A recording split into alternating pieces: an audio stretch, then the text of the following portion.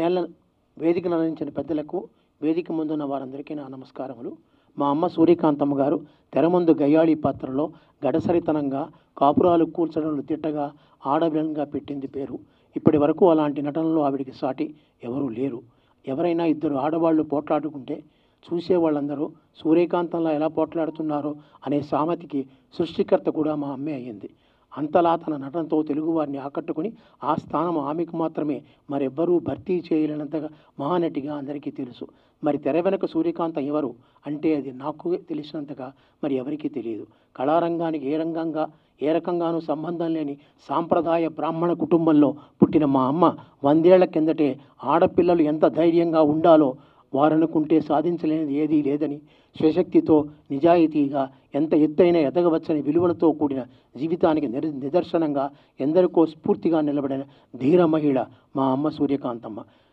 చిన్నప్పుడు కాకినాడలో సైకిల్ వేసుకుని మగవారితో ధీటుగా వీధుల్ని తిరిగినా నటించాలన్న తన కోరికను సాకారం చేసుకోవడానికి వాళ్ళ అమ్మగారితో అంటే మా అమ్మమ్మతో రైలెక్కి మద్రాసు వచ్చినా, నాయికగా హిందీ సినిమాల్లో నటించాలని అనుకున్నా, బస్సు ఎక్కుతున్న చిన్న యాక్సిడెంట్ అయ్యి ముక్కుకు చిన్న దెబ్బ తగిలిందని వరించి వచ్చిన నాయిక పాత్రను కూడా తానే వదులుకున్నా, మొదటి సినిమా నారదనారదిలో తనని తాను తెలుగు సినిమాకు పరిచయం చేసుకున్న, సంసారం సినిమా నుంచి గయ్యాళి అత్తగా చిట్ట చివరి సినిమా ఎస్పి పరశురాం వరకు దాదాపు 650 సినిమాలకు పైగా నటించి తనకి ముందు తన తర్వాత కూడా తనే తప్ప ఇంకెవ్వరూ లేరు అన్నంత గొప్ప నటిగా సినీ వినీలాకాశంలో సూర్యకాంతిలాగా మా అమ్మ సూర్యకాంతమ్మ నిరంతరం పరవశించింది. పొత్తిళ్లలో ఉన్న నన్ను తీసుకుని వచ్చి పెంచి పెద్ద చేసింది. మీ ముందు సూర్యకాంతం గారి అబ్బాయిగా నిలబడుతూ నాకు సమాజంలో డాక్టర్ అనంత పద్మనాభమూర్తిగా, ఒక హోమియోపతి డాక్టర్గా, అంతకుముందు బ్యాంక్ ఆఫీసర్గా ఒక స్థాయిని ఇచ్చింది మా అమ్మ. ఏమిచ్చి ఆవిడ రుణం తెలుసుకోగలను. అందుకే ఉడతా భక్తిగా నా శక్తి మేరకు 100 జయంతి వేడుకలను చేయాలని సంకల్పించాను. మా అమ్మను, ఆ నటనను నాటి తరాలతో పాటు నేటి తరం మాత్రమే కాదు, భావి తరాలకు కూడా గుర్తుండాలని ఈ వేడుకలకు శ్రీకారం చుట్టి శుభప్రదంగా ముగిశాయి అని అనుకుంటున్నాను. అమ్మపై ఉన్న అభిమానమే మరికొంతమందిని నాతో కలిపి ఈ 100 జయంతి వేడుకలకు 2023 నుంచి ఈరోజు ముగింపు వేడుక వరకు చేయిస్తున్నది మా అమ్మ ఆశీస్సులు మటుకే. లేదంటే అమ్మ తర్వాత అజ్ఞాతంలో ఉన్న నేను ఈరోజు ఇంత పెద్దల సభలో నిల్చుని మాట్లాడగలగడం ఆమె దీవెనల వల్లే సాధ్యమైంది.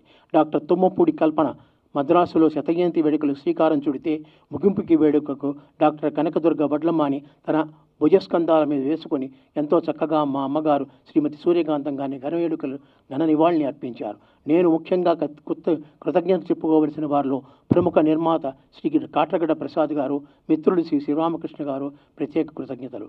అలాగే తెలుగింటి అత్తగారు పుస్తకం ఇంత అందంగా మీ ముందుకు తీసుకురావడానికి నా కమిటీ సభ్యులైనటువంటి ముఖ్య కారణమైన శ్రీమతి మాధురి, శ్రీమతి కల్పన, శ్రీమతి కనకదుర్గ నా కుటుంబ సభ్యులు కారణం. చెన్నై, కాకినాడ, విశాఖపట్నం, విజయనగరం, అనకాపల్లి శ్రీ కన్నికా పరమేశ్వరి మహిళా కళాశాల, హిందూ కళాశాలలో అమ్మ జయంతి వేడుకలు జరిపించాము.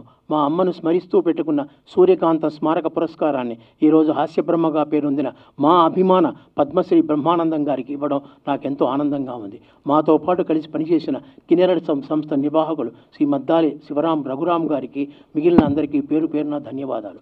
మరి ముఖ్యంగా పత్రికలు, electronic media, YouTubers, social media ప్రతినిధులకు పేరు పేరు నా కృతజ్ఞతలు.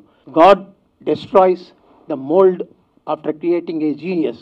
అలాగా భగవంతుడు మానవుల్ని తయారు చేస్తున్నప్పుడు మేధో సామర్థ్యం కలిగిన వ్యక్తుల్ని, అచ్చుగులు, నమూనాలను పూర్తిగా నాశనం చేశాడు. అలాగే మా అమ్మకి సబ్స్టిట్యూట్ ఎవరు లేరు.